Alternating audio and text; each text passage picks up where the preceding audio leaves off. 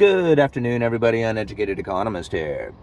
Recently, I had somebody tell me they really like my economic videos because I sound so different from everybody else out there.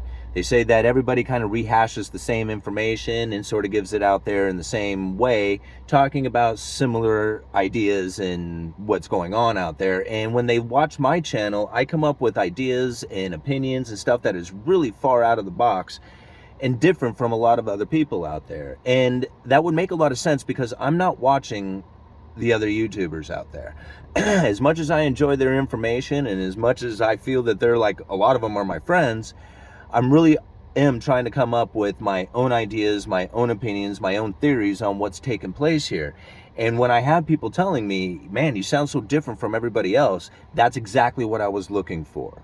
And now, when I come up with my theories, I've come up with these ideas from studying the Federal Reserve and studying what I feel is the issues that I am closest to, mainly looking at commodities like lumber and studying supply chains. And from what I have experienced from the retail side of things and working the industry, knowing a lot of people who are working the forestry products such as logging, mills, trucking, even just wholesales, retail sales, like all the stuff that gives me this insight into the supply chain really gave me a perspective that was very different from everybody else, especially when I was calling out things that just seemed so wrong. Like a lot of people told me that I was so incorrect on a lot of ideas. Mainly, my biggest one was when lumber hit $1,700 per thousand and everybody was screaming inflation. I said, no, this is not inflation. This is a supply chain breakdown and an inventory shortage. That's what's taking place right now. And you're going to find that lumber is going to go back down to its normal price and may even fall below that. And that's exactly what we are seeing right now. I mean, I think I was looking at lumber at $350 per thousand. I mean, think about it. It was at $1,700 per thousand at one point, and now it's at $350. Look at some of the other things that are going on that I made suggestions about. I said this overwhelming consumer demand that we had experienced during the pandemic was completely fraudulent. It was fake. It didn't exist. It was not real. Now, I'm not saying that people didn't go out there and demand the stuff. What I'm saying is that a severing of the supply chain and a handing over of a stimulus check is a one-time event that caused the inventory depletion to a level that created a demand unlike anything that anybody had ever seen, but it wasn't real. Right? That wasn't a real demand. I mean, a real demand comes from an economy that has people working and then looking to spend their money on things, not from stimulus checks and a severing of the supply chain. Those two things really screwed it all up. Now, really what ended up happening is that overwhelming consumer demand, right, that really didn't exist, even though the news was blasting it out there for everybody to hear, got the manufacturers out there to try and ramp up production to fill that overwhelming consumer demand. Now, as the stuff started moving to the United States, we saw that supply breakdown of the distribution network, right? Where there wasn't enough truckers. They were going to hire the National Guard for a national emergency to move all these containers around the country. Remember all these stories that were coming out. Now, think about the investment that went into trucking at the time. The repercussions from that are now hitting us, right? You look and see that there is going to be plenty of trucking companies who are going to be going broke.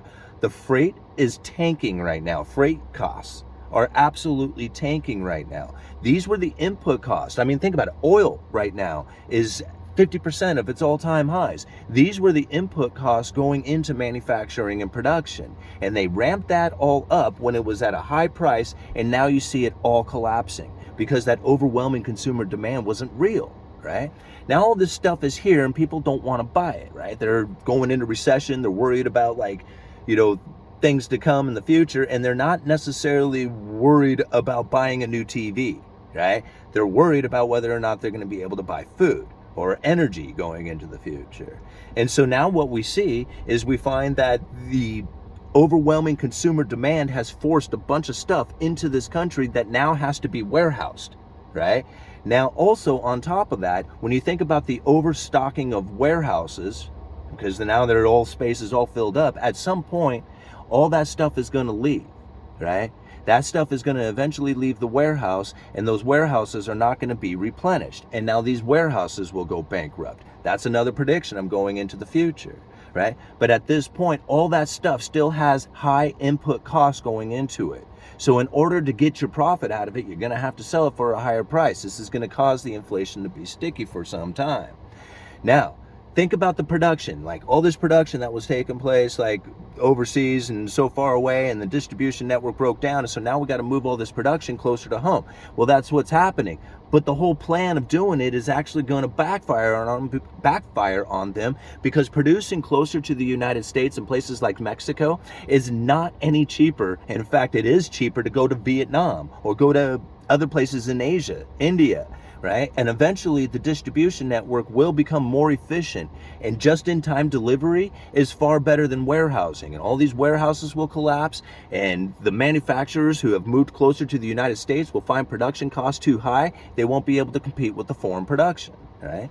And now all this stuff, like everything that I have talked about, it's all coming to fruition. I mean, look at China. China right now is struggling with their manufacturing. Sure, they're the manufacturing powerhouse of the world right now, and they are going to continue with that for a while, but they're not going to succeed as being a continual manufacturer of the world.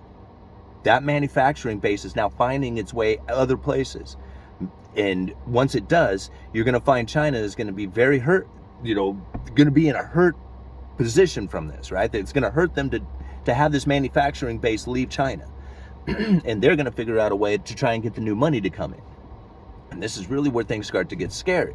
I mean, look at all the articles I leave down in the description. I mean, it's all starting to play out. It's all starting to play out in a way that really, if you follow Cantillon in his essay, and you think about the new money coming in and how that new money drives people into luxuries, and that luxuries is eventually what causes foreign imports to come in and drives out all the domestic manufacturing, and eventually when the new money stops coming in, everybody collapses into poverty.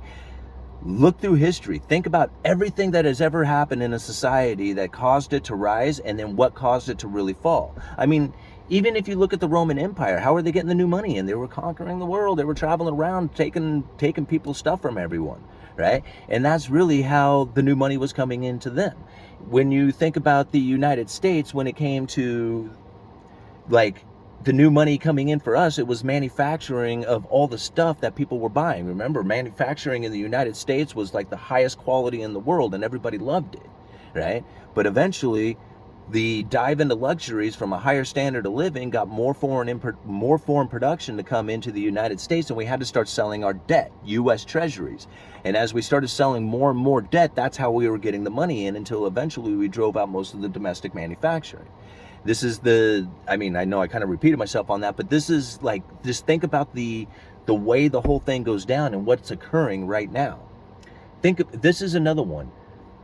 When shipping was as expensive as it was, right, and the demand for shipping containers from Asia to the United States, from China to the United States, and there wasn't enough ships, the demand for boats, ships, right, the freighters, those are increasing. We're going to find a bunch of new freighters hitting the market this year and again next year, and you're going to find a complete collapse of the freight market coming next year. Already it's starting to collapse, and then the competition, once these new ones are completed and come online, it's going to be quite intense. We're going to find all the things that were complete nightmare during the pandemic and the lockdowns and the distribution breakdown and all that other stuff are going to be completely opposite, and people are going to, like right now, I have on the phone, I work at a retail lumber yard every day, more than twice a day for myself, and I know the other salesmen are getting it too. We have trucking brokers calling us looking to haul freight. They have empty space that they need filled, and they are looking for it anywhere they can, and they call us several times a day looking for space, or looking to hire them to haul things around. And we have to explain to them we have our own fleet of trucks, and the vendors deliver to us and all that. So, wow.